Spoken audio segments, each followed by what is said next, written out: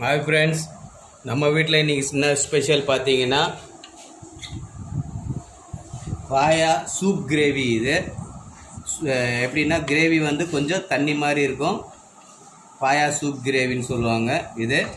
அடுத்தது வந்து பகாரியா சோறு.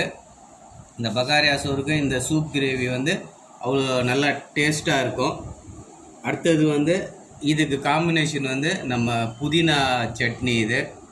இது வந்து வேறு லெவலாக இருக்கும் சாப்பிட்றதுக்கு.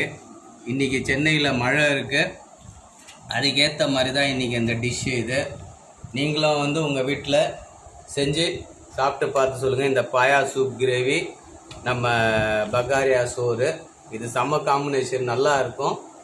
இது கூட வந்து இந்த புதினா சட்னி வந்து வேறு லெவல் டேஸ்ட்டாக இருக்கும்.